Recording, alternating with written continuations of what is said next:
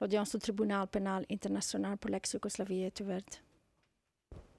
Please be seated.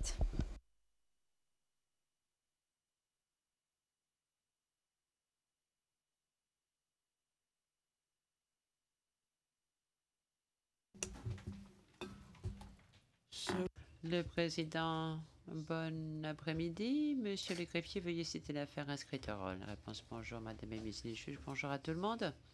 Affaire IT 0588, le procureur contre Popovic et consorts. Merci, monsieur le président. Le président, c'est moi qui vous remercie. Je précise pour le compte rendu que tous les accusés sont présents. Quant aux avocats, ils sont dans la même composition qu'hier. Je constate l'absence de maître Tapuskovic. C'est bien cela? Oui. Avant de commencer, monsieur Markowski, et je m'adresse d'ailleurs à toutes les équipes de la défense dans une certaine mesure. La défense Miletic a déposé une requête publique en date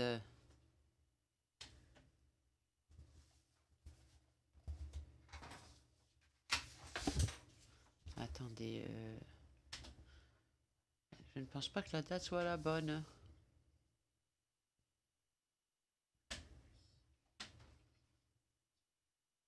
Ça a été déposé, enregistré le 14 septembre. Je ne sais pas pourquoi cette requête porte la date du 2 juin. Aux fins d'admission d'informations pertinentes. Vous avez bien déposé de requêtes hier, maître. Une qu'il n'est pas nécessaire de mentionner, nous en parlerons en temps utile. Quant à l'autre, elle concerne l'admission de certains documents, n'est-ce pas? Yes, Miss Fauveau. Oui, maître Fauveau. Monsieur le Président, il s'agit de cette requête publique. Il s'agit de la traduction d'une requête qui était déposée le 2 juin. En fait, ce n'est pas une nouvelle requête, c'est seulement une traduction d'une ancienne requête. All right. Okay, that explains it. Mais voilà, vous avez apporté l'explication que nous cherchions. Je vous en remercie.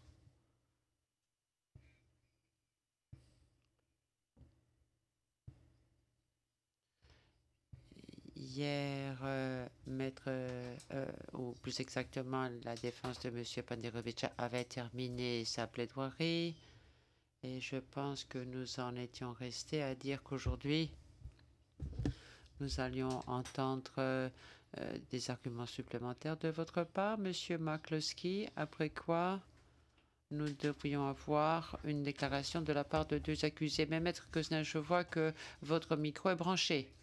Réponse merci, Monsieur le Président.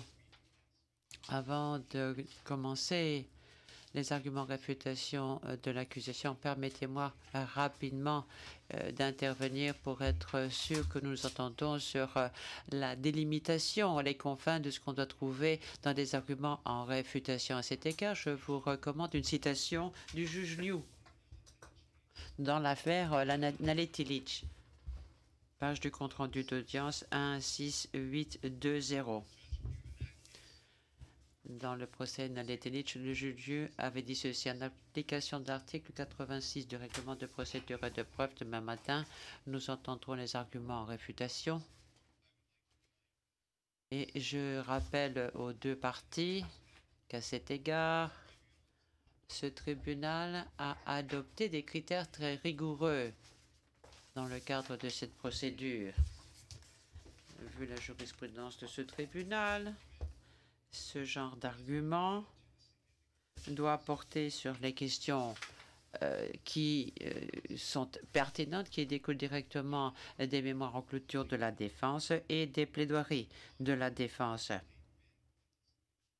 Question qu'il n'aurait pas été possible raisonnablement de prévoir. L'accusation n'a pas le droit de répéter ce qu'elle a déjà dit dans son mémoire en clôture et dans son réquisitoire, simplement pour essayer de renforcer les arguments qu'elle a alors présentés. à l'appui de sa théorie. Fin de citation.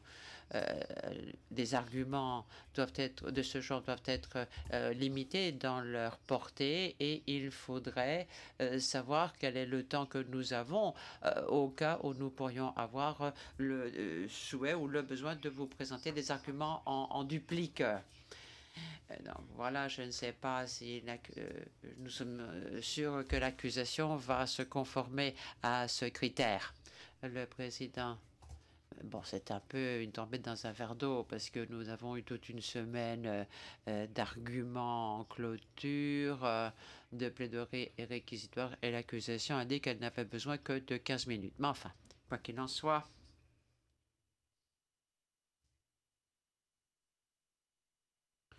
ce sera tenu en compte, Maître Bosnel. Et je donne maintenant la parole à Monsieur Maklowski pour sa réplique. Monsieur Maklowski, bonjour, Madame et Messieurs les juges, bonjour à tous. Mes premiers commentaires, mes premières remarques seront brèves, portent sur un point de droit.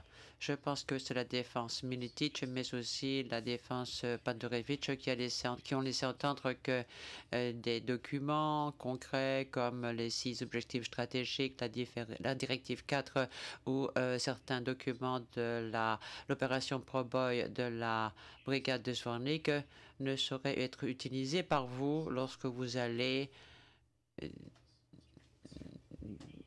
vous déterminez et vous penchez sur ces questions, notamment, si ce n'est, comme l'a dit Maître Heinz, pour la crédibilité. Je suis sûr que vous le savez, et comme c'est essentiel dans le cadre de vos délibérations, vous connaissez la Restakitch.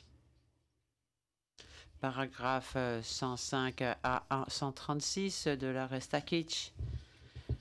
La Chambre est par là clairement autorisée à examiner des éléments de preuve qui ont valeur probante, qui risquent de se trouver en dehors de la portée de l'accusation pour ce qui est du contexte. C'est dit au paragraphe 119 de l'autorité qu'avait l'appelant au moment des faits et son intention délictueuse, son élément moral, paragraphe 120, l'évolution d'un objectif commun et du rôle joué par l'appelant, paragraphe 123, la mens rea du crime de persécution, l'intention discriminatoire à l'égard de non-serbes, la personnalité de l'accusé ainsi que les intentions réelles et sentiments réels qu'avait l'appelant à l'égard des musulmans pendant la période couverte par l'acte d'accusation. Paragraphe 126. Ce qui veut dire que la Chambre de première instance a toute compétence et peut utiliser son pouvoir discrétionnaire pour examiner de tels éléments au moment de se prononcer. Rappelez-vous aussi que Maître Heinz a passé beaucoup de temps à critiquer l'accusation parce qu'elle n'aurait pas présenté sa théorie à l'accusé. Je pense que nous avons déjà effleuré la question, mais il me semble important d'examiner de très près l'arrêt Krajnik du 17 mars 2009. Qui faisait référence à l'arrêt Carrera de février 2009, paragraphe 369 de l'arrêt Krajnik. Et puis, donc, la Chambre d'appel pour le TPIR est citée dans l'affaire Carrera en application de l'article 990G de petit i. Dit ceci: lorsqu'un accusé témoigne pour se défendre, il connaît bien le contexte dans lequel se pose la question de l'accusation ainsi que sa théorie, puisqu'il a reçu information suffisante des charges retenues contre lui et des preuves apportées à l'appui de ces charges. Il dit aussi que la Chambre d'appel TPIR a conclu que l'article 90J ne doit pas s'appliquer à un accusé qui témoigne pour se défendre dans son propre procès. La Chambre d'appel est d'accord avec ce raisonnement au fin de l'article 90H de petit i du règlement. Il dit aussi, en l'espèce, la Chambre d'appel est convaincue que lorsque un accusé décide de témoigner pour se défendre, Krajnick connaissait bien le contexte des questions posées par l'accusation et savait quels étaient les chefs d'accusation portés contre lui par l'accusation, notamment dans l'acte d'accusation, le mémoire préalable au procès et la liste des témoins visés par l'article 65 ter. De même que parce qu'il a été présent pendant toute la durée du procès. Tout ceci a permis à Krajnick d'être informé, puisqu'il était le dernier à témoigner dans son procès, de ce qui avait été retenu contre lui. La Chambre estime donc que l'accusation n'avait pas besoin, pendant le contre-droit, de présenter la théorie qu'elle portait contre Krajnick. À ce moment-là, paragraphe 371 de l'amicus curiae le dit aussi pour des questions sur lesquelles Krajnick a témoigné et pour lesquelles il n'y a pas eu de question d'accusation. La Chambre devait accepter, disait-il, ce qu'avait dit la version des faits donnée par Krajnick. Je ne vais pas vous lire ce qu'a dit la Chambre d'appel, mais elle dit ceci. La Chambre d'appel n'est pas tenue de le faire simplement parce que l'accusation n'a pas soumis à l'accusé telle ou telle partie de sa théorie, telle ou telle partie de son document. C'est la Chambre qui a le pouvoir discrétionnaire de sous-peser tous les éléments de preuve. Je suis sûr que vous avez le faire. Si moi je n'ai pas posé de questions à propos du carburant au général, vous allez en tenir compte si vous estimez que c'est un élément important, un élément important pour vous. Il n'y a pas de souci à ce propos, mais c'est le droit qui doit s'appliquer en ce tribunal.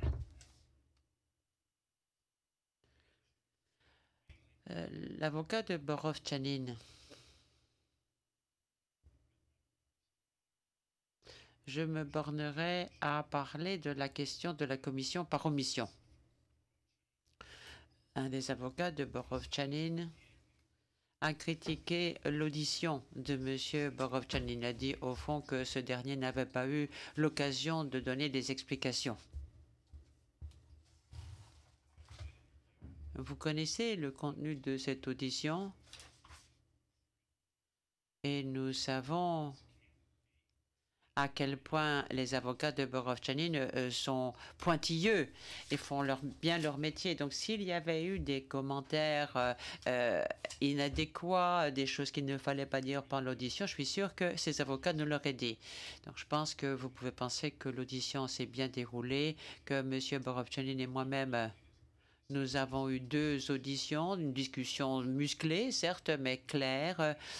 Il n'a pas eu de difficulté. Il m'a raconté des blagues pendant l'audition. Vous connaissez l'équipe de l'accusation et vous connaissez le procureur mieux que lui-même, peut-être après 3 ans. Vous savez qu'on ne se livre pas à ce genre de badinerie de notre côté. Maître Gosnell a laissé entendre que la question de savoir si Borovtchanin était allé à Zvornik ou en direction de Zvornik, c'était vraiment couper les cheveux en 4. Et nous vous disons clairement ce qu'il a dit. Il a dit qu'il était allé à Zvornik. Mais c'est pas ça qui compte. Ce qui compte, c'est qu'il a pu nous parler des hommes à lui qui se trouvaient le long de la route. Mais ça ne marche pas parce que dans ce procès, nous avons le témoignage très clair de M. Ruiz et la vidéo Petrovic. On le voit lui et ses hommes le long de la route et l'accusation là depuis 1995. M. Borovtchanin le savait forcément. Il aurait dû parler de lui et de ces hommes qui étaient le long de la route. Mais il a dû essayer de trouver une histoire pour expliquer cela. Maintenant, la défense Borovtchanin voudrait vous faire croire que Borovtchanin nous disait simplement qu'il allait en direction vers Zvornik et qu'on lui avait donné l'ordre de s'arrêter en cours de route. Non, il me l'a dit très clairement. Au moins 3 fois pendant son audition, il m'a dit qu'il allait à Zvornik. La défense a raison de dire qu'il y a eu quelques erreurs de traduction. Vous le savez, quand vous avez une audition, ce n'est pas une véritable traduction. La transcription de l'anglais est transcrite et la transcription du BCS l'est aussi. Parfois, l'interprète fait quelquefois une confusion entre deux mots qui sont très proches et quelquefois il y a des allers-retours.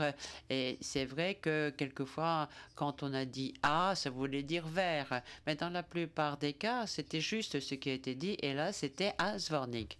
Mais faisons toute la lumière sur ce point.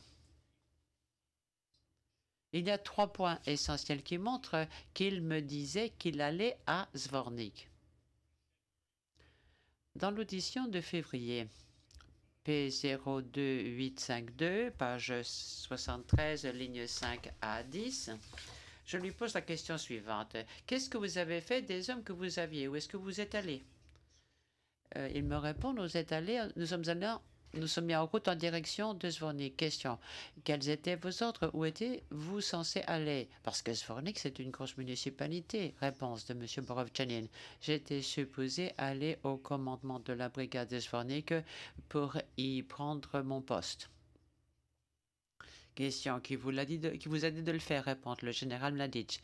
Fin de citation. Donc, c'est très clair. Il va au commandement de la brigade de Zvornik, pas simplement vers Zvornik. À cette même page, mais enfin plus exactement 3 pages plus loin, ligne 23 à 26, il dit ceci. Lorsque vos hommes sont allés vers Zvornik, est-ce que c'était leur boulot d'assurer la sécurité de cette route? Réponse de Borovchanin. Ils devaient d'abord aller à Zvornik, mais l'ordre de sécuriser les transmissions a changé le mode d'engagement.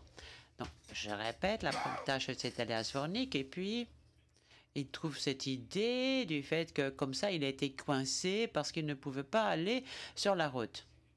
Troisième fois, et soyons tout à fait clairs, ça se trouve dans l'audition du mois de mars.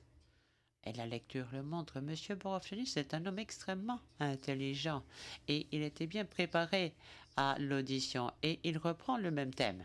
Moi, je dis donc, vous avez reçu l'ordre d'aller dans une zone très dangereuse où va la colonne musulmane, mais on ne vous donne pas de rapport de renseignement détaillé, hormis ce que vous a dit Mladic. Réponse de Borovchanin.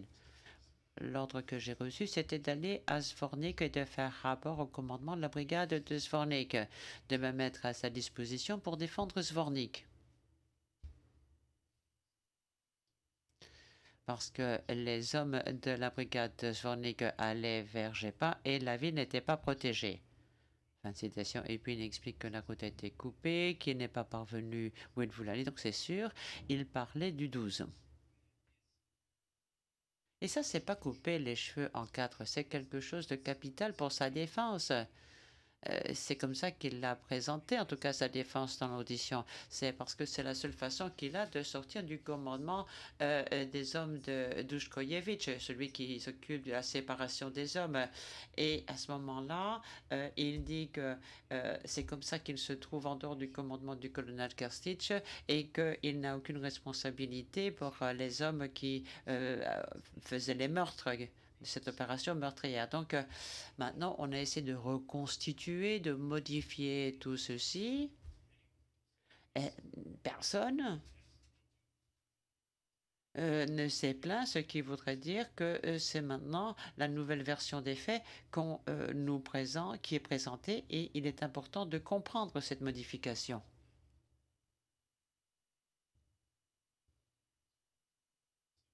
Donc c'est seulement grâce à ce processus que tout ceci a été reconstitué, modifié. Il faut bien comprendre. Maintenant, Maître Skosnel s'efforce de nous faire croire que M. Borovchanin n'a pas contrôlé ces prisonniers, qu'il n'en avait pas la garde à des moments clés.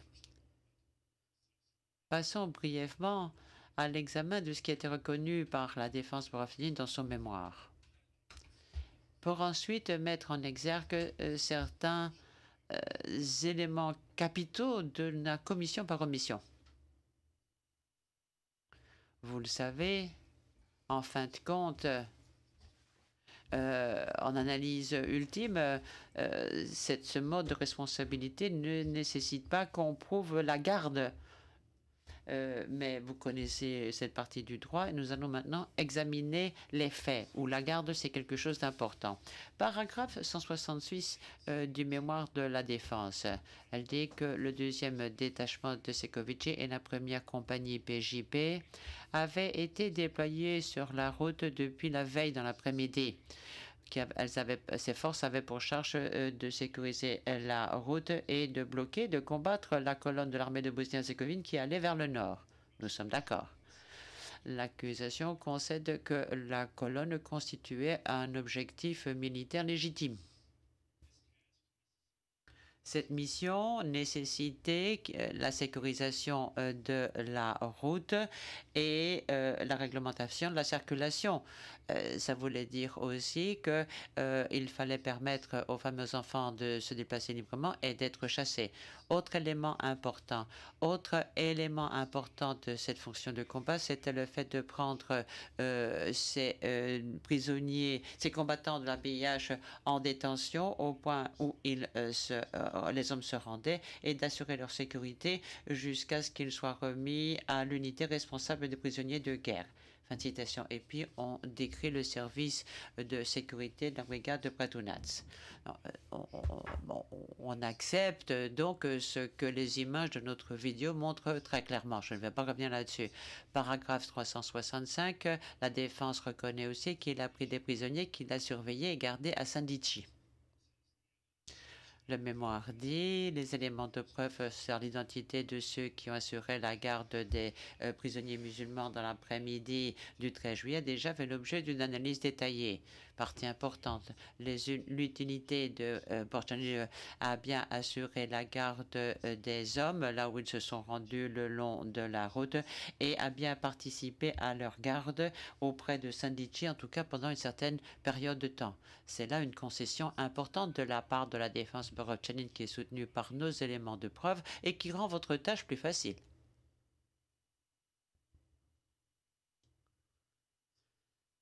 La défense reconnaît aussi que lorsque ce commandant très important, Tjutoric, qu'il travaillait avec Momir Nikolic, c'est dit au paragraphe 189 du mémoire en clôture de la défense.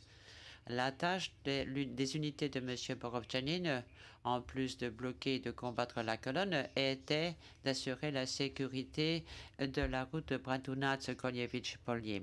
Le rôle de Tjutoric pour fermer la route découle directement de cette responsabilité. Voici maintenant la partie importante. Il est certain qu'il était en coordination avec Nikolic ou d'autres sur la nécessité d'empêcher la circulation pour permettre à une colonne de détenus d'aller par cette route-là.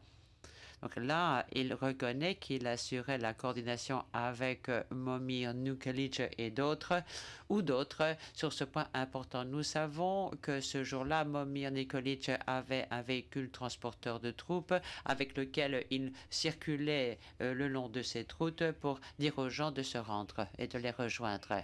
Et dans l'exposé des faits de Momir Nikolic, il est dit ceci, s'agissant du 13 juillet. Quand j'étais à Potocari, j'ai rencontré Duskojevic. Je lui ai dit de transmettre un ordre à son unité qui se trouvait sur la route Bratunac-Koljevich-Polje, à savoir qu'il fallait transporter tous les musulmans capturés à Bratunac. Tjutoric était en contact avec Nikolic, ce dernier avec Tjutoric, en passant par Jevic. Ils sont tous sous le commandement de Borovchanin. Ils coopérèrent dans ce système de coopération que je vous ai déjà décrit. So, just want to clear up this issue about how the executions. Voyons comment a commencé l'exécution. Est-ce qu'il y avait une partie organisée sous les ordres de Borovchanin ou est-ce que c'était un rapport avec une certaine tentative d'évasion? Cette dernière éventualité étant tout à fait à exclure. Maître Gosnell a dit qu'on n'était pas possible d'entendre de détonation, de bruit. Je ne sais plus exactement quel mot il a employé à ce moment-là.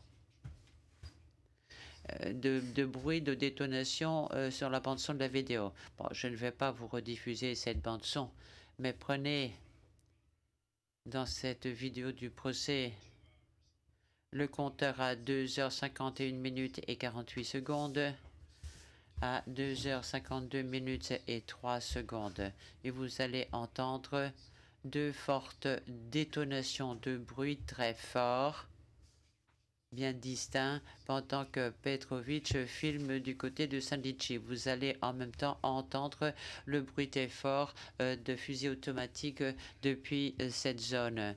La seule preuve que nous ayons de coups de feu, de combat dans l'après-midi du 13 juillet le long de cette route, c'est l'entrepôt de Kravica. On ne peut pas exclure qu'on n'ait pas entendu un coup de feu ci ou là, ou quelqu'un qui tirait dans les bois. Mais quand vous examinez l'ensemble des éléments de preuve, il y a eu ces coups de feu. Tout ce que les gens ont entendu, tout ceci s'est passé après qu'on eut coupé la route. Et ceci est très révélateur de ce qui se passait. Même dans ce que m'a dit M. Borovchanin. Voici ce qu'il m'a dit. Page 28. Non, excusez-moi. P285, page 63. Je cite, quand quelqu'un allumait son Motorola. Maintenant, rappelez-vous, il a un Motorola dans sa voiture et c'est toujours branché puisqu'il est commandant. Et il y a aussi comment ça s'appelle, cet appareil, cette espèce de microphone manuel qui est attaché à la voiture. Et ça reste branché tout le temps aussi. Je reprends la citation. Lorsque quelqu'un a allumé son Motorola, j'ai entendu des coups de feu, des détonations. J'ai essayé de contacter certains de mes commandants qui étaient sur place car je voulais savoir ce qui se passait. Et je pense que la police avait été attaquée. Stupar. Et puis il dit, je te parle le commandant de Tchekovici, j'ai entendu, donc j'ai essayé d'obtenir une réponse de lui. Je lui ai demandé ce qui se passait, quel était le problème. Mais je n'ai pas pu obtenir de réponse concrète. Il ne cessait de dire, ne me pose pas la question, il se passe quelque chose d'horrible. Auparavant, dans la journée, M. Borovchanin m'avait dit qu'il avait rencontré ce commandant ou ses commandants Stupar, et Pantic le long de cette route. Et il reconnaît ici qu'il était en train de parler à Stupar justement au moment où il se passait quelque chose de terrible. Et juste avant ça, bon, on ne sait pas exactement quand ça s'était dit, mais il avait entendu des détonations. And shooting. Et des coups de feu. And after the Et après, Celic et les membres du MOUP qui étaient ce sont le long de la route entendent des grenades à main. Il ne dit pas exactement quand, mais ça s'est passé avant la tombée de la nuit, à un moment où il entend des coups de feu. Donc il y a des coups de feu et des grenades après que les gens étaient envoyés là-bas. Et je note également que notre mémoire suggère que Pepic a entendu le bruit de grenade à main également. C'est faux. Pepic n'a pas dit qu'il avait entendu des grenades, il a entendu des coups de feu constants, des tirs d'un côté après que la circulation a été arrêtée. Donc à ce stade, nous savons que le commandant Chuderich se trouvait à l'entrepôt avec les prisonniers, comme Korsto, et ses mains brûlées, ça a eu lieu à ce moment-là, pendant que ces tirs avaient commencé. Et comme Stupar, n'oublions pas Stupar, il est à la radio, il écoute la radio probablement immédiatement avec Borovchanin, donc il est très probablement là aussi, ou tout près, et il arrive presque immédiatement. Borovchanin est vu pour la dernière fois sur la vidéo étant à Sandichi. Nous pensons qu'il serait allé de Sandichi directement à Kravitsa. Donc ils étaient tous très proches. Alors pourquoi est-ce que Kersto est là? Maintenant, vous avez entendu dans la déclaration liminaire et les récentes plaidoiries des conseils de la défense, les éléments de preuve sur ce point sont extrêmement sont extrêmement parcellaires et incroyablement déraisonnables. Ça ne devrait pas être quelque chose que vous auriez besoin d'examiner, mais je vais quand même vous en parler. Ça n'était rien par rapport à ce qui avait été dit dans la déclaration liminaire. Donc clairement, ils n'ont pas de charge à acquitter, mais ils prennent la parole et ils vous disent que Čutorić a emmené Krsto pour parler à des gens à l'entrepôt en ce qui concerne un parent qui avait été tué, et il fallait bien soutenir ça avec quelque chose.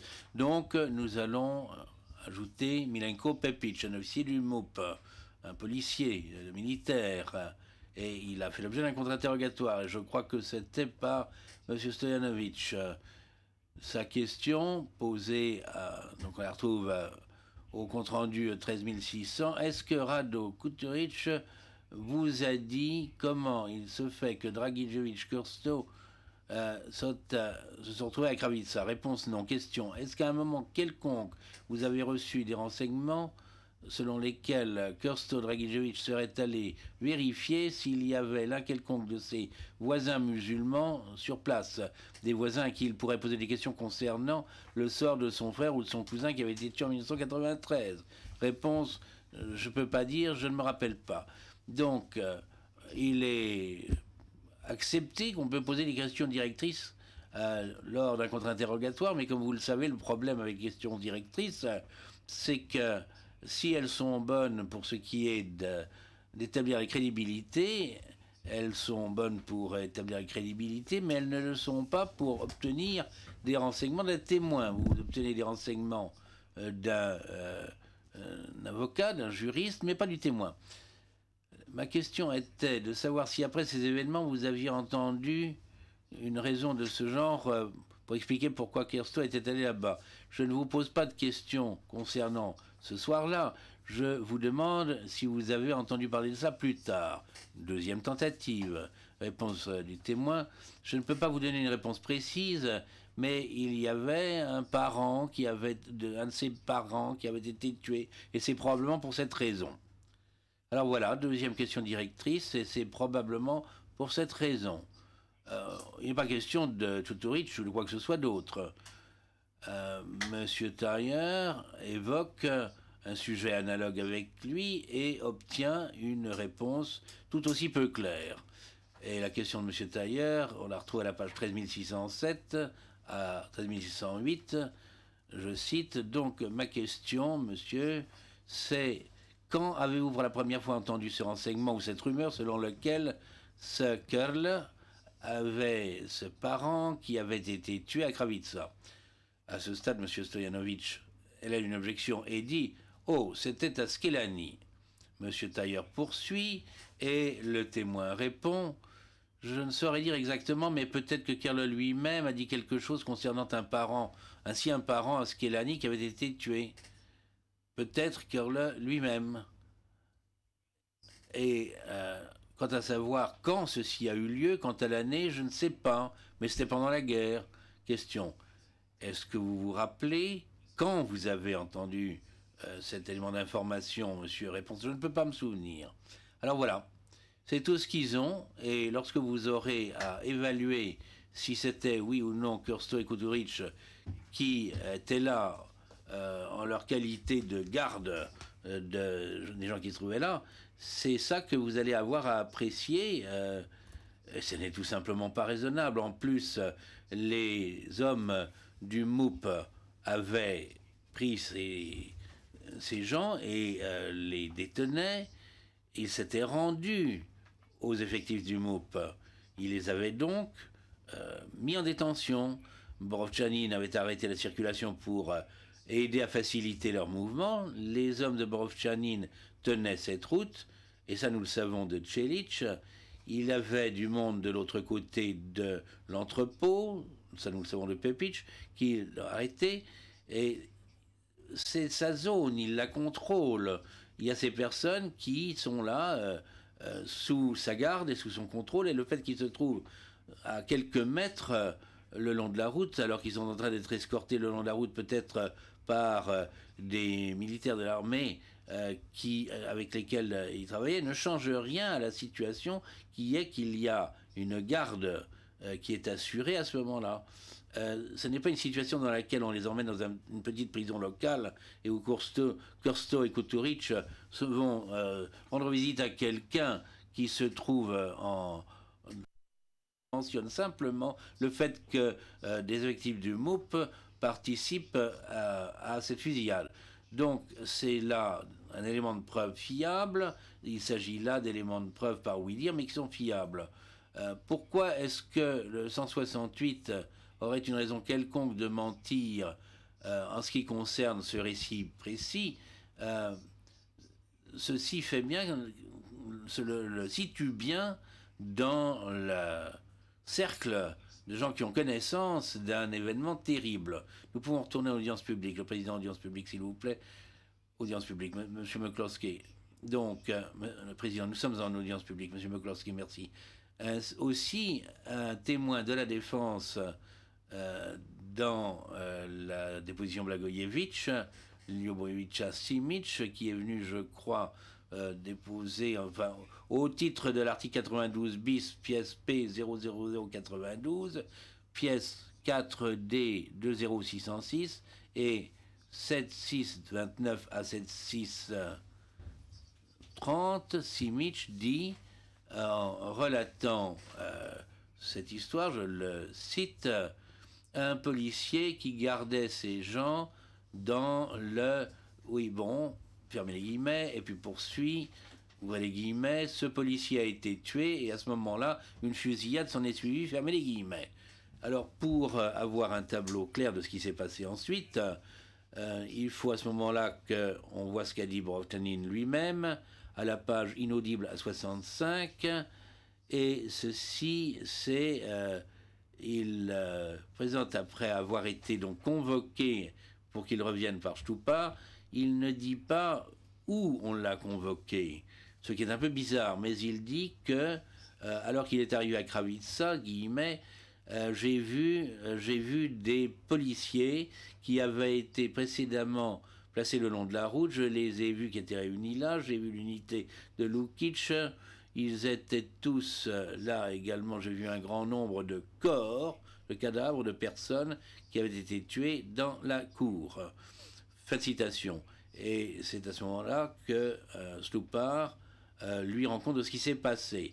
Je lui demande, ouvrez les guillemets, combien de corps, et il répond, je n'oserais pas faire d'estimation, un grand nombre, plusieurs douzaines.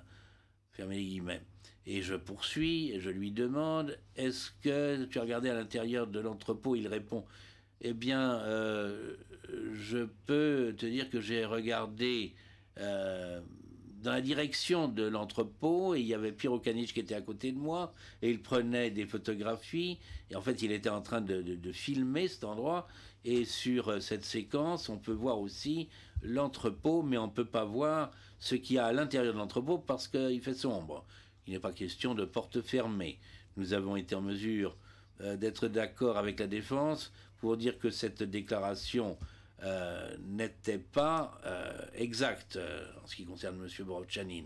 En tout état de cause, nous avons maintenant plusieurs douzaines de musulmans qui sont morts à l'entrepôt de Kravitsa, peu après 17h, probablement 17h15, 17h20.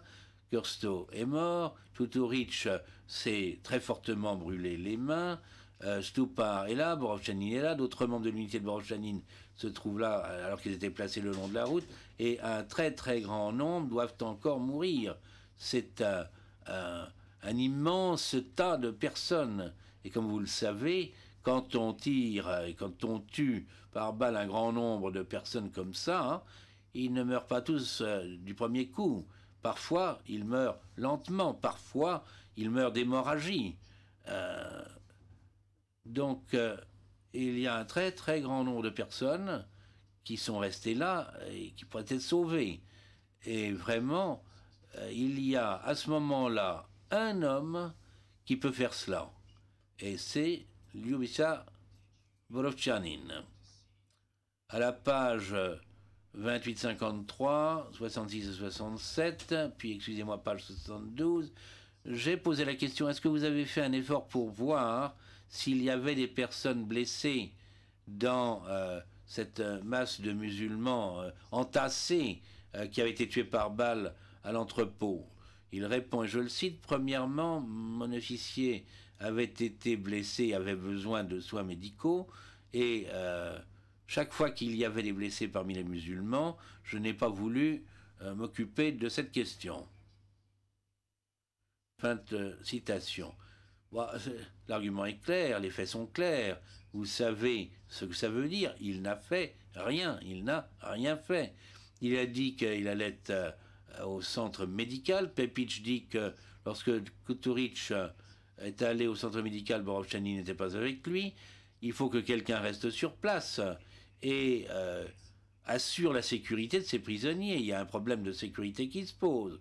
Et il y a eu un crime en masse. Ces nombreuses douzaines de corps empilés qui étaient là, ils ont en masse, il y a quelque chose tout au moins de pas normal. Si on regarde ça d'après le point de vue de l'accusé, en mettant les choses au mieux, il y a lieu d'avoir des soupçons. Il n'est pas nécessaire de tuer des douzaines de personnes lorsqu'il y en a un qui s'empare d'un fusil, et certainement, d'après le droit international, ce que dit la défense, c'est qu'il y a un devoir de prêter assistance et de protéger, bien connu en Serbie. Il devait faire quelque chose, à la fois s'occuper des blessés et protéger les autres qui se trouvaient là. Et il n'a rien fait, si ce n'est de s'assurer que la circulation pouvait être ouverte lorsque Kuturic est revenu après avoir été au centre médical, et qu'une femme, et il y a eu cette femme et cet enfant qui sont passés près de l'entrepôt et n'ont rien vu, ce qui veut dire qu'il a dû aider à organiser pour le reste des meurtres, et le fait de recouvrir les corps et le sang avec de la paille. C'est ce qu'il a fait. Et tout le monde dans l'entrepôt est mort dans cet après-midi et tôt dans la soirée, et même dans la nuit. Et alors qu'il y avait des gens qui remuaient encore et qui se relevaient, nous le savons par les témoins, il y a des gens qui donc ont été tués par balle dans la nuit. Sa présence là, avec son personnel, Stupa et d'autres officiers, aurait également, sous une autre forme de responsabilité, encouragé ceux qui étaient là et continuaient de tuer. Pepic entend des coups de feu continus alors que Kuturic passe par là avec ses mains brûlées pour aller au centre médical. Il a manifesté manque d'attention analogue pour ce qu'il avait à faire avec les musulmans à Potocari, page 2853, page 95. Alan Graham lui a posé la question, est-ce que tous les prisonniers avaient été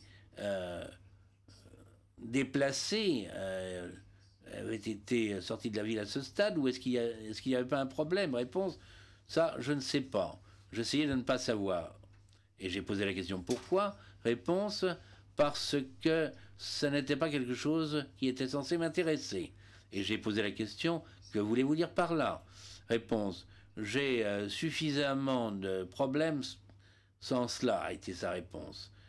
Je ne sais pas s'il y a un terme juridique qui convient à cet état d'esprit, mais l'expression indifférence délibérée me vient à l'esprit.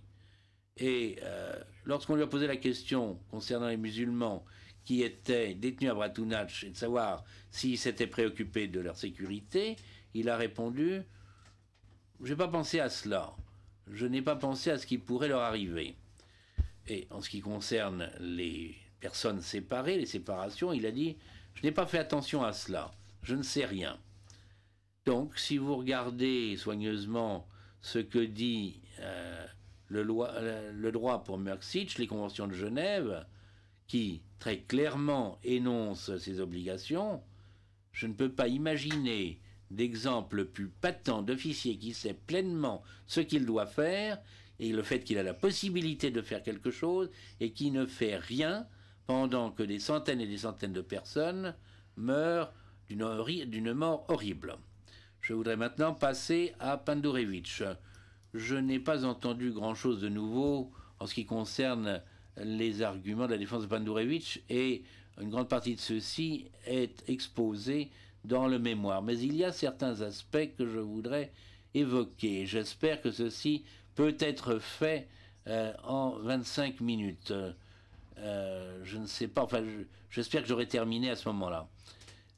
Maître Haynes a dit que l'accusation n'avait pas fait de commentaire sur ce qu'a dit la défense de Pandurevich, à savoir qu'il n'avait pas de direction au contrôle effectif de la brigade de Zvornik.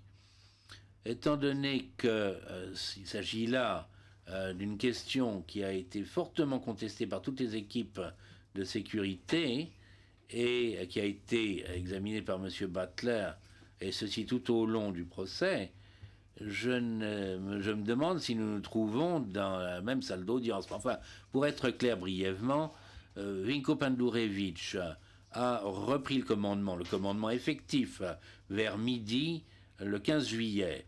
Il exerçait bien sûr toujours le commandement de la brigade de Zvornik et le facteur essentiel, le facteur clé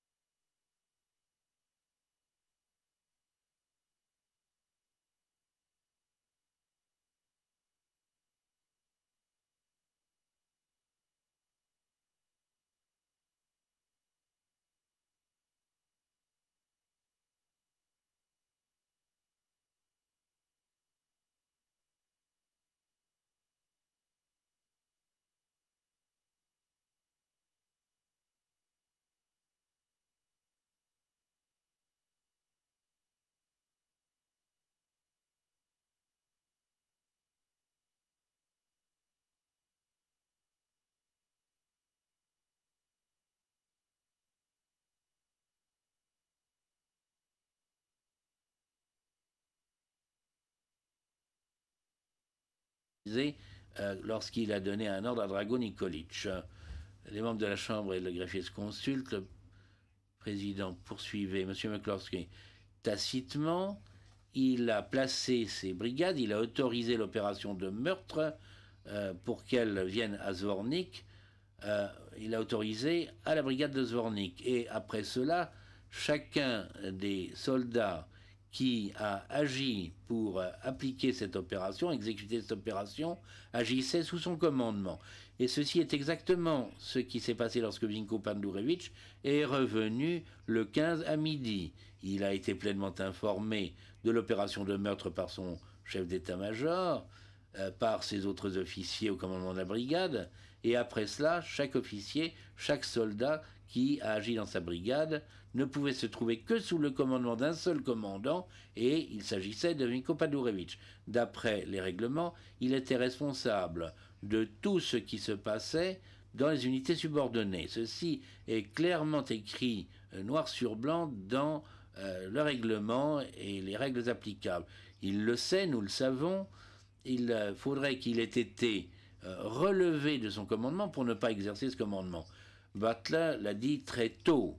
Il n'a jamais été relevé de son commandement. Ils ont probablement pensé à cela lorsqu'il a ouvert la colonne, après que ces hommes aient été tués, mais ils ont décidé que, parce que ces hommes avaient été tués, il avait ouvert la colonne et il n'allait pas le relever, le remplacer. Ils avaient trop besoin de lui. Il n'a jamais été remplacé. Il était le seul commandant, le commandant unique. Même si Krstić ou Mladić était présent, il serait resté le commandant de la brigade. Les ordres descendaient depuis Mladić, bien disons Karadzic, Mladić, Krstić, jusqu'à la brigade à Pandurević. Et il était là. Lorsqu'il permet à ses soldats de continuer cela, au lieu d'y mettre fin, il se trouve sous son commandement. C'est la raison. Il commande de façon active. Et j'en viens maintenant à ces questions d'intention. Lorsque j'ai parlé de tout ce qu'il a fait, volontairement et contre son devoir. Donc pour que ceci soit absolument clair, telle est notre thèse. Le 15 juillet,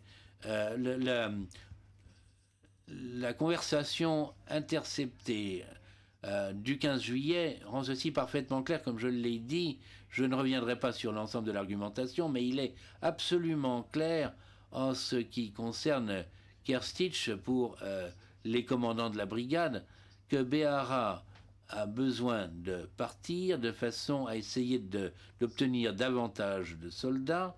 Et il est clair que pas même Beara, et quand Beara dit que, vous savez, si j'avais eu ces autres soldats qui m'avaient été promis 3 jours plus tôt par Mladić, Beara, même avec l'ordre de Mladić, le présentant, enfin sous le nez de Krstić, donnez-moi les soldats que Mladić a dit que je pouvais obtenir. Krstić avait compté les brigades qu'il pouvait avoir pour essayer de les obtenir. Bon, il n'a pas mentionné Pandurević. Pourquoi? Krstić et Pandurević venaient de se réunir ce matin-là et Pandurević avait été renvoyé à Zvornik. Il n'y a aucun doute à ce stade que Krstić avait informé Pandurević, peut-être pas aussi complètement que Pandurević l'aurait souhaité, mais ceci lui aurait donné l'idée et le courage par rapport à ce qui se passait là-bas dans cette brigade. Et Krstić lui aurait dit tu ferais mieux d'avoir du monde là-bas parce que je n'y vais pas. Et donc lorsque Beara a appelé 1 heure ou 2 plus tard, vous n'avez pas entendu que Krstić ait dit « Ah oui, parlez avec Pandurević pour obtenir davantage de soldats. Les gars de Pandurević sont épuisés. Regardez notre mémoire sur ce qu'ils font à ce moment-là. Je vais en reparler brièvement, mais ils sont complètement inaudibles. Donc, cette petite fenêtre dans la réalité est en fait très importante. Et rappelez-vous, lorsque Beara est en train d'avoir cette conversation, bien, l'autre chose, c'est que Maître Haynes a dit que on n'avait jamais parlé de sa zone de responsabilité. Eh bien, la zone de responsabilité doit être mentionnée dans un nombre incalculable de rapports de la brigade de Zvornik et mentionnée en de nombreux endroits. Il n'est pas contesté que le corps avait une zone de responsabilité qui était définie par des lignes précises. C'est la même chose pour la brigade. Nous n'en avons pas fait toute une histoire. Butler mentionne cela brièvement parce que l'essentiel de la question est celle-ci. Il suggère que parce qu'il n'est pas responsable de ces zones ou ces secteurs qui ne sont pas au front, il n'est pas responsable de ce qui s'est passé dans les écoles. Mais comment cela serait-il possible? Je vais essayer de vous décrire la situation. Nous savons que le 13 juillet, Drago Nikolić et les policiers militaires qui se trouvent sous le commandement ou sous l'autorité, la seule autorité à laquelle ils ont affaire c'est sous le commandement de la brigade de Zvornik. La même chose s'est passée pour l'école de Petkovici. Le commandant et le commandant adjoint Marko Milovanovic et Ostoya Stanisic ont été informés par l'officier de service qui était, cette question qui concernait le bureau de service, si vous voulez, c'est qu'il y aurait là des prisonniers et que Béhara serait là. Donc, comme cette école se trouvait littéralement de l'autre côté de la rue par rapport au poste de commandement, et que ces officiers ou ces soldats de ce bataillon devaient enlever les corps, nettoyer les camions, tout au moins, tout au minimum, l'école de Rochevich, Srećko Hachimović lui-même a dû obtenir les clés de quelqu'un. Et en fait, ils sont allés à l'école eux-mêmes. D'après les communications de la sécurité, ils l'ont obtenu de Drago Nikolic. C'était à la brigade de Zvornik, Drago Nikolic agissant sous l'autorité de son commandant à l'époque. Puis nous avons entendu parler des soldats, les officiers chargés de la sécurité du 1er bataillon à l'époque, qui a également dû aller à l'école de Kula et la prendre et y mettre des soldats. Une responsabilité, mais ces soldats avaient pris ces écoles, ils en avaient la responsabilité des prisonniers qu'ils y avaient mis. Donc c'est tout à fait erroné.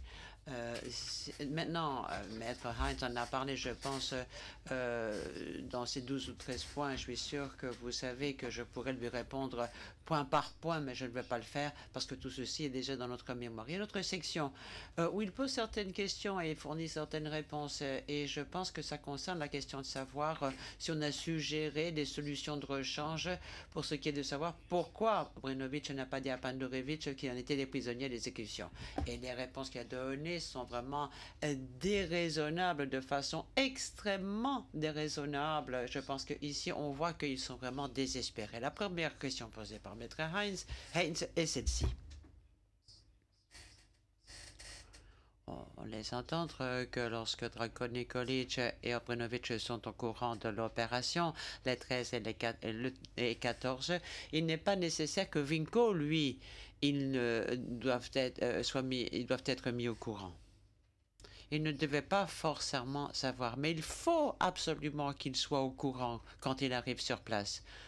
Une des choses principales qu'il devait savoir, vous savez, le fardeau qui pesait sur chacun de ses commentaires, Basarich l'a dit, il était inquiet à l'idée que ces soldats découvrent qu'il y avait des centaines de musulmans dans leur communauté. Si les soldats apprennent que les soldats et leurs familles risquent d'être menacés par des centaines de musulmans, vraiment, ils perdraient la tête. Vous savez que Rochevich, un civil, a été tué. Il y a tout un groupe de Pilitsa qui s'est plaint des gens qu'il y avait là-bas. Vraiment, c'est une menace terrible. Les chefs de bataillon devaient essayer d'y réagir. Si les soldats commencent à en avoir vent, ils vont commencer à quitter leur poste sur les lignes. Alors imaginez, Vinko Pandirevic est au poste de commandement avancé. Et il voit des gens qui quittent leur ligne. Et on lui dit, ils quittent leur ligne parce qu'ils ont appris qu'il y a des centaines de prisonniers qui sont dans des écoles et que l'homme qui part, il doit aller aider sa famille, la sauver. Je suis sûr que Vinko Pandirevic, il aurait coupé la tête à quelqu'un qui n'aurait pas dit ceci avant qu'il n'aille au poste de commandement avancé. Ça menaçait toute la brigade, toute la ville de Zvornik. Il fallait qu'il soit mis au courant parce que c'était un risque énorme en matière de sécurité. Il fallait, en raison des réserves, imaginez Pandurevic qui va au 1er bataillon pour dire, bon, j'ai besoin de 20 hommes parce qu'il y a maintenant un trou dans les lignes. Vous pouvez en être sûr, l'adjoint qui est là ou celui qui répond au téléphone dit, moi je veux bien, mais il va falloir un certain temps pour avoir 20 hommes pour trouver quelqu'un qui va surveiller les gens qui sont à l'école de Kula. Pandurevic, il devrait chercher ailleurs à ce moment-là, mais non. Mais il serait atterré et il serait vraiment furieux si personne ne lui disait qu'il n'y a pas assez de ressources. Par exemple, s'il a besoin d'un homme du génie pour bloquer une route, pour remplir une tranchée, pour faire des tranchées, il faut qu'il le sache avant de se trouver en situation de danger, il doit savoir combien d'hommes il a, quelle est la situation à laquelle il risque de faire face. Il faut absolument qu'il sache.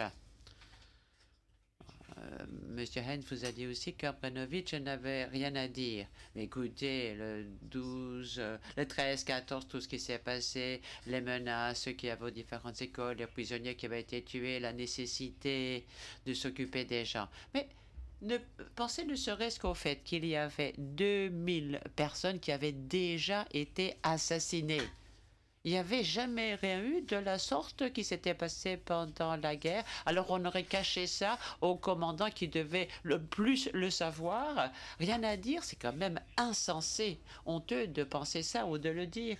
Il n'a peut-être, Obrenovic n'a peut pas eu l'occasion de lui dire à Panderovitch, dit Maître Heinz, mais écoutez, ils étaient au commandement ensemble. Ce n'est pas une situation où ils sont dans une tranchée, sous une pluie d'obus. Ils sont au poste de commandement avancé. Il y a des couloirs, il y a des bureaux où on peut se rendre. Il y a pléthore d'occasions qui se présentent. Obrenovic, dit-on, a peut-être pensé que ça ne valait pas la peine de lui dire. Alors, je viens de vous donner des raisons, toutes les raisons qui expliquaient pourquoi Obrenovic devait forcément lui dire. Ça ne valait pas la peine de lui dire. Écoutez. Si quelque chose de ce genre s'était passé dans d'autres armées, dans d'autres guerres, cette personne présente des motifs pour être abattue. Et si Obrenovic avait envoyé Panderovitch sur la ligne de front sans lui donner ce renseignement, ça aurait été très grave. C'était une menace très grave en sécurité et Obrenovic aurait vraiment été dans le pétrin. Obrenovic avait peut-être peur de le lui dire, vous a dit Maître Heinz.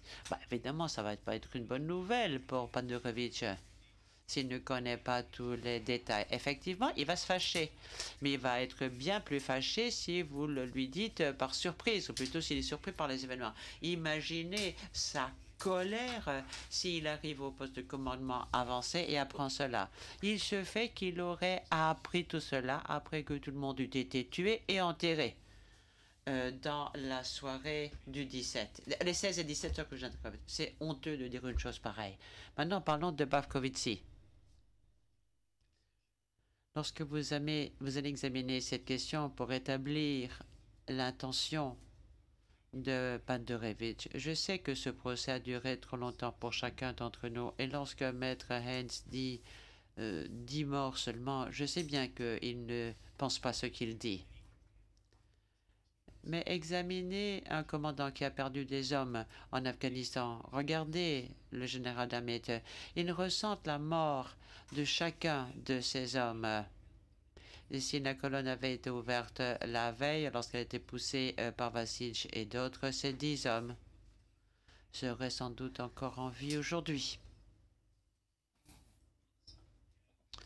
C'est vrai, bon, ces 10 hommes dont il reconnaît la mort, c'est beaucoup de vies perdues, des vies serbes qui auraient pu être sauvées si on les avait laissés passer.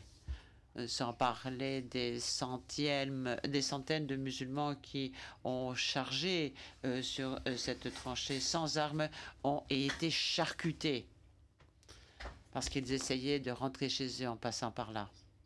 Sans parler du fait que les musulmans avaient des chars sur la ligne de front qui pouvaient aller jusqu'à Zvornik, avec des armes lourdes qui pouvaient aller jusqu'à Zvornik. Et c'était pareil à Zvornik, on l'a déjà vu en 92 et 93, un obus musulman a touché la ville et a tué une petite fille. Vinka Panderovitch, il est paralysé par une destruction réciproque mutuelle. Il ne peut pas maintenant simplement se croiser les bras et commencer à chasser tout le monde en pilonnant, parce qu'ils savent que les musulmans peuvent faire la même chose. Ils peuvent prendre Tchelopek, ils peuvent prendre le centre de Zvornik, ils peuvent vraiment se détruire complètement les uns les autres. Donc cette histoire de Bajkovica, c'est tout à fait étranger à la réalité et c'est vraiment honteux d'affirmer une chose de ce genre. Un dernier point soulevé par Maître Heinz et souligné par Panderovitch. Il a dit ceci. ceux dont la vie dépendait de moi ont survécu. Je vais demander qu'on mette à l'écran la pièce P0329. Si quelqu'un dépendait de moi, il a survécu. Lorsque Panderovitch arrive à la brigade de Zvornik à midi le 12, tous ceux qui sont à l'école de Rochevitch est encore en vie. À Pelitsa aussi, au centre culturel. Tous ceux qui sont à l'école de Kula est vivant, bien sûr. Il y a des morts, des gens qui ont subi une mort horrible, qui sont dans tous ces endroits. Mais la plupart des gens qui s'y trouvent sont encore en vie. Que dit Pandurevitch? Regardez. Il a d'abord décrit la situation au niveau des combats. Il dit un fardeau supplémentaire pour nous. C'est le grand nombre de prisonniers répartis dans les écoles et dans d'autres zones de la brigade. C'est incontesté. Il reconnaît que c'est un fardeau, une charge pour la brigade, pour son commandement. Et ce fardeau, c'est le grand nombre de prisonniers répartis dans toutes les écoles. Il sait qu'il en a beaucoup de prisonniers dans toutes ces écoles. Ils sont tous dans son bataillon. Ces chefs de bataillon ont du mal parce qu'ils doivent s'accommoder de cette horrible opération meurtrière. Et il le sait, c'est dit ici. Quand arrive le matin du 17 juillet, ils sont tous morts. Quand arrive le soir du 17 ou du 18 juillet, ils sont tous enterrés. Ils dépendaient tous de Vinko Panderovitch s'ils voulaient survivre, mais c'est lui qui a décidé qu'il n'allait pas survivre. C'est lui qui a pris cette décision, qui a fait ce choix. Ce n'est pas Behara ni Dranukalic, c'est Vinko Panderovitch qui a fait ce choix lorsqu'il a autorisé ses hommes depuis le commandement de la brigade jusqu'à la logistique, à la sécurité, au commandement du bataillon, jusqu'aux soldats, aux chauffeurs. Lorsqu'il les a tous autorisés à continuer à participer à cette opération, il a délibérément rejoint l'opération génocidaire. Une opération qui ne va pas être oubliée de sitôt. Je vous remercie.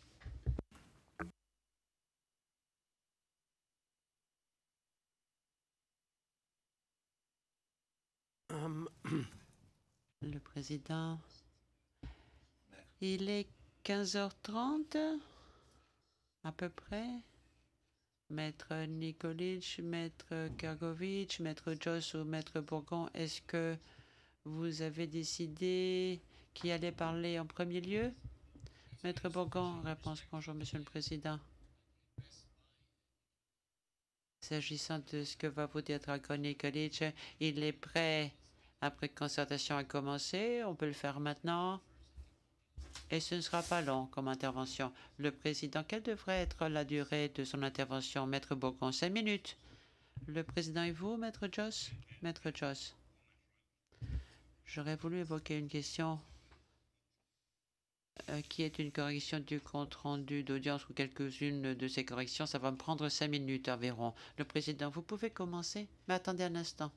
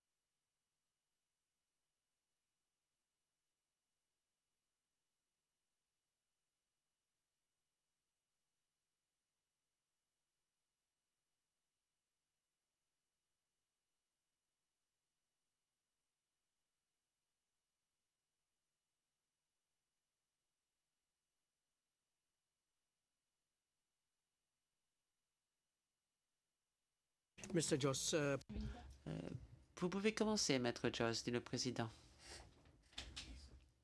Maître Joss.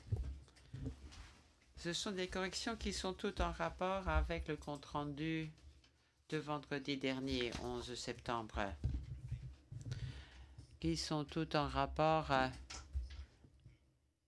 avec les arguments de Maître Kargovic présentés en BCS et qui ont par conséquent été traduites en anglais. Nous avons simplement essayé de mettre en exergue les corrections qui nous semblaient les plus importantes. Page 34708, ligne 21.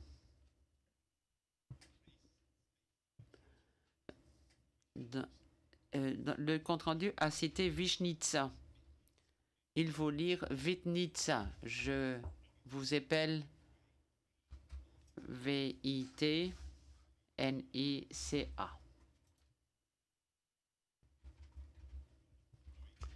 Page suivante, ligne 5. Il est dit 17660. C'est inexact. Il faut dire 1760. Même page. Vers la fin, lignes 22 et 23. Aucune référence n'est donnée du document en question, alors que Maître Karnovic parlait de la pièce P28.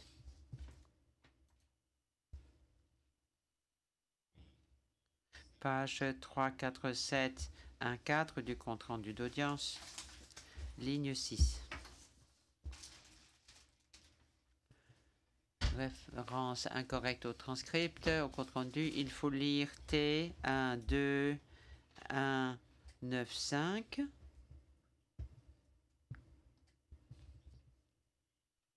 Page du compte-rendu d'audience 34718, ligne 21. Il n'est mentionné une pièce du dossier. La bonne référence est celle-ci, P4036. Page suivante, ligne 15. Maître Kargovic parle d'un autre document, entre guillemets, d'un autre document. Il parle là du document de la pièce, plus exactement 5D 1418.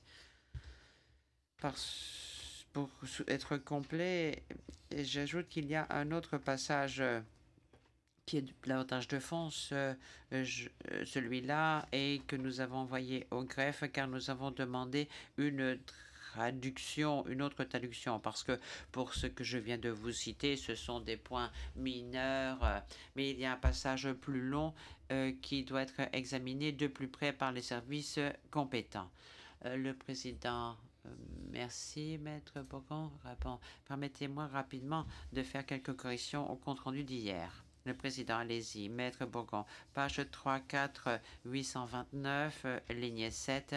J'ai parlé du témoignage de Sreten Milosevic lorsqu'il a dit que l'ordre qui lui avait été donné à Horowitz avait été donné par Dragan Obrenovic. Puis je me suis trompé dans la référence. Il faut lire page du compte-rendu d'audience 33976, ce que je n'ai pas dit hier correctement. Page 34829, ligne 10. J'ai fait référence aussi à la déposition de Nadar Stojanovic. J'aurais dû dire déclaration de Nadar Stojanovic, versée au dossier en application de l'article 92 quater. Son numéro étant 3D 511. Merci, Monsieur le Président. Le Président, avant d'aller plus loin, je précise que nous avons quelques questions à poser. Madame le juge Prost, voulez-vous commencer? Madame le juge Prost, Monsieur McCloskey. C'est simplement en réaction à ce qu'a dit deux fois Maître Bourgon s'agissant de la position de l'accusation, parlant de la participation présumée de M. Nikolic. au regard de l'hôpital de Milici et de ses prisonniers. Est-ce que l'accusation serait amène à porter son commentaire? Est-ce que vous ne voulez plus vous reposer sur cette allégation? Est-ce que vous la retirez maintenant, s'agissant de M. Drago Nikolic ou pas? Réponse non, non, nous nous appuyons sur cette allégation, nous la retenons.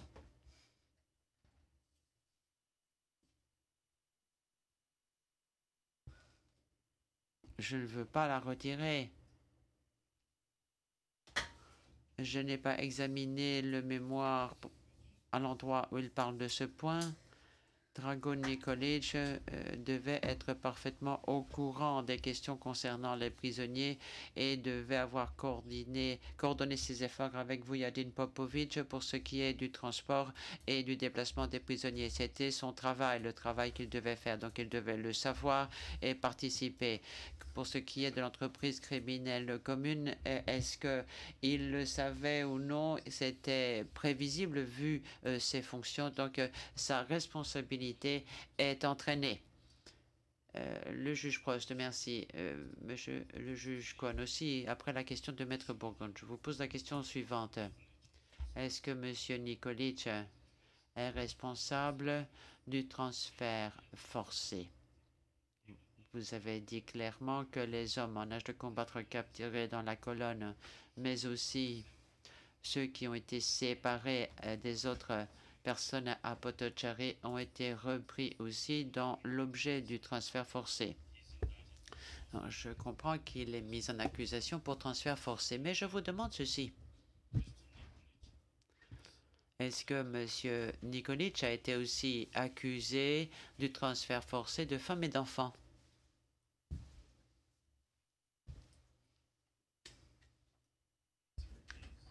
Monsieur Maklowski, oui, monsieur le juge. C'est une opération de transfert forcé des femmes comme des hommes de la population qui a subi ce transfert forcé. C'est à ce point imbriqué, ces différents éléments les uns dans les autres qui sont indissociables. On ne peut pas en faire un volet numéro 1, un volet 2.